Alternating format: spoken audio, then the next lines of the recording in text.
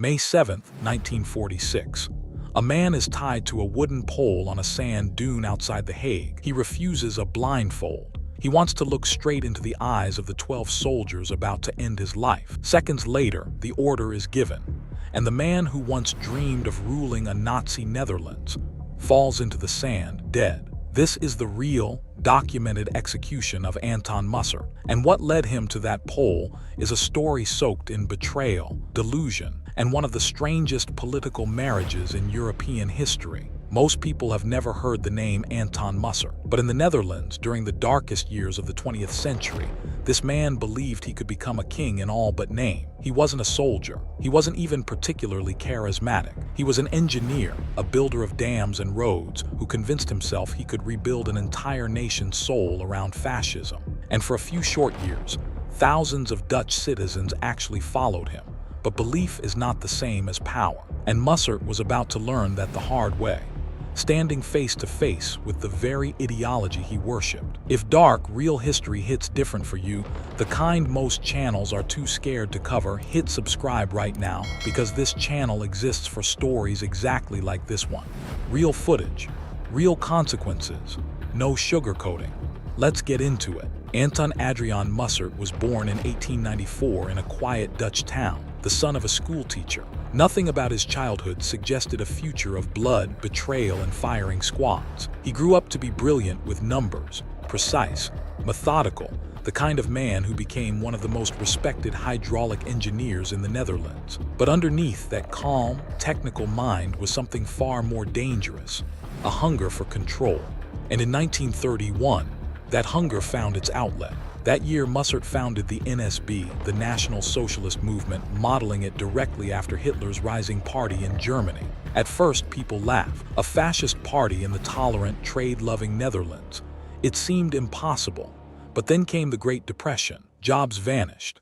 Fear spread. And suddenly, Mussert's promises of order, strength, and national pride didn't sound so ridiculous anymore. By the mid-1930s, tens of thousands of Dutch citizens had joined his movement. He wasn't just a fringe figure anymore. He was a man with real political weight, dining with businessmen, giving speeches to packed halls, dreaming of the day he would lead the Netherlands. But dreams like his always come with a price, and Mussert had no idea just how steep that price would become. Then came May 1940.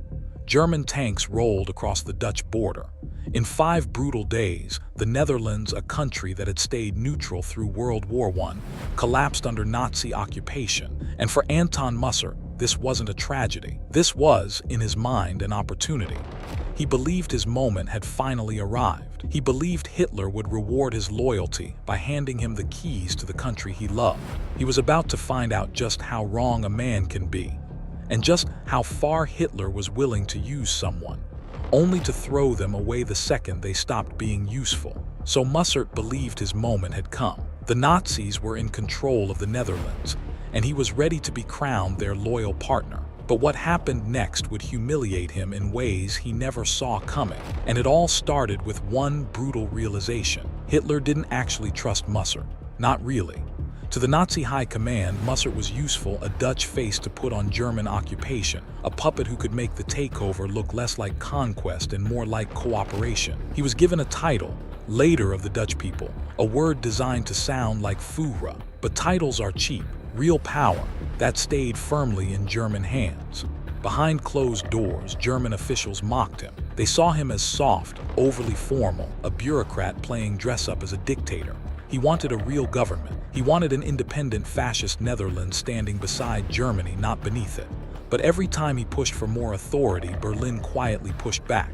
And here's where the story takes a strange, almost tragic turn, because Mussert genuinely believed in his cause. He wasn't just chasing power.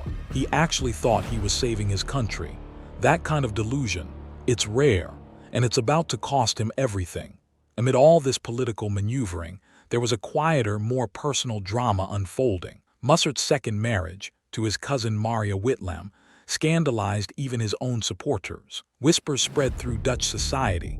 Some said it was love, others called it obsession. In private letters, Mussert described her as the one person who understood him completely, the only comfort in a life increasingly filled with suspicion and isolation. It's a strange thing, watching a man who dreamed of ruling a nation cling desperately to the one relationship that felt real. But even that comfort couldn't shield him from what was coming. By 1943, the war was shifting. German forces were losing ground. Allied bombers filled Dutch skies. And the Dutch people, many of whom had once tolerated or even supported Mussert's movement, began turning against him with a fury that had been building for years. Resistance fighters targeted NSB members. Sabotage increased. The very people Mussert claimed to represent were now hunting his followers in the streets. And Mussert, he kept believing, even as Allied forces pushed closer, even as Nazi Germany crumbled from within, he clung to the fantasy that his loyalty would be rewarded, that history would remember him as a founding father, not a traitor. It's almost unbelievable how long he held onto that hope, right up until the final months of the war, when reality came crashing down with terrifying speed. In May 1945, Germany surrendered, and overnight, Anton Mussert went from leader of the Netherlands to the most hated man in the country. He was arrested almost immediately, dragged from the illusion of power into a prison cell, awaiting trial for high treason. The same crowds that once cheered his rallies now screamed for his execution. What happened during his trial would reveal something chilling about Mussert's mind, a final, desperate attempt to rewrite his own legacy, even as the evidence against him piled higher and higher. And in the final part of this story, we're going to walk through his last days, his final words, and the real footage of the moment his life ended on that sand dune outside The Hague. Mussert was arrested. His empire of illusion had collapsed overnight. But what he did next, sitting in that prison cell awaiting trial, tells you everything about the kind of man he really was, and it's about to get even more unsettling. In November 1945, Anton Mussert was brought before the Special Court of Cassation in The Hague, charged with high treason against the Dutch people. The courtroom was packed. Journalists leaned forward with pens ready. Survivors of the occupation sat in the gallery, some of them having lost brothers, sons, and neighbors to the very regime Mussert had helped legitimize. And through it all, Mussert sat unnervingly calm, almost detached, as if he were watching someone else's trial. Prosecutors laid out the case methodically. They detailed how Mussert had knowingly collaborated with Nazi Germany, how he had helped enforce anti-Jewish laws, how his movement had supplied volunteers for the SS, how he had publicly praised Hitler even as reports of atrocities filtered back into the Netherlands. Piece by piece, the evidence stacked against him like bricks in a wall he could never climb over. But here's the part that stunned even seasoned journalists in that room. Mussert didn't grovel, he didn't break down.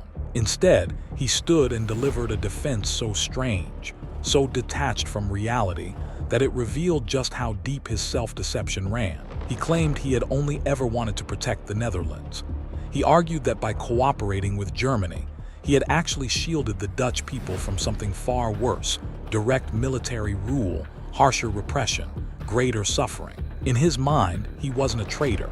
He was a shield, a misunderstood patriot who had sacrificed his own reputation to spare his countrymen from a darker fate. It's almost hard to comprehend. This was a man who had watched his own movement help facilitate the deportation of Dutch Jews to concentration camps, and yet, sitting in that courtroom, he genuinely seemed to believe his own story. Was it arrogance? Was it a desperate psychological defense mechanism, built over years, brick by brick, to survive his own conscience? Historians still debate it today. But one thing was clear to everyone watching: the court wasn't buying it. Not even close. On December 12, 1945, the court delivered its verdict. Guilty. Guilty of high treason. Guilty of aiding the enemy. Guilty of undermining the very nation he claimed to love. The sentence: death by firing squad. When the words were read aloud, witnesses said Mussert's expression barely changed. Some said he looked almost relieved, as if some part of him had already accepted this ending long before the judge ever spoke it. He was given the option to appeal for clemency. He used it. He wrote to Queen Wilhelmina herself, hoping for a pardon, hoping that somewhere, someone would see him the way he saw himself, not as a monster, but as a man who had simply made difficult choices in difficult times. The request was denied. There would be no mercy. There would be no rewriting the story. There would only be the sand dune, the pole, and 12 rifles waiting for the morning of May 7, 1946. In his last days, Mussert reportedly remained composed, writing letters, reflecting on his life, still insisting privately that history would eventually vindicate him. He asked to see his wife Maria one final time. Witnesses described the visit as quiet, heavy, filled with a grief that no political ideology could soften. Whatever else he was in that room, he was simply a man saying goodbye to the one person who had never stopped standing beside him. On the morning of the execution, he was led out to the execution ground near the dunes of Wallstorpervlakt, a site that had already claimed the lives of resistance fighters executed by the Nazis just years earlier. A brutal, almost poetic irony that wasn't lost on anyone present. Mussert refused a blindfold. He wanted his eyes open until the very last second.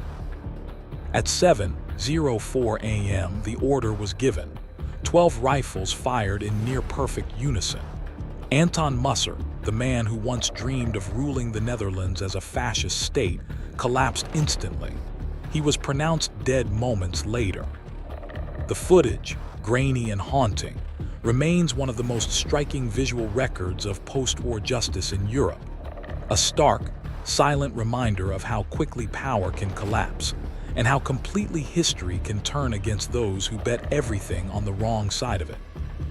Anton Mussert wasn't a monster born overnight. He was an ordinary man, intelligent, methodical, even romantic in his private life, who let ambition and ideology twist his sense of right and wrong until there was no path back. His story isn't just about fascism or war.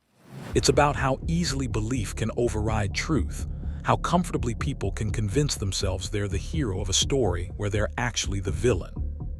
And on that quiet stretch of Dutch sand, all his delusions, all his ambitions, all his desperate justifications ended in less than a second. If this story hit you the way it hit me while researching it, make sure you're subscribed, because X History brings you these real, raw, unforgettable moments from history every single week. Let me know in the comments, do you think Mussert truly believed he was innocent, or was it all just fear talking in his final days? See you in the next one.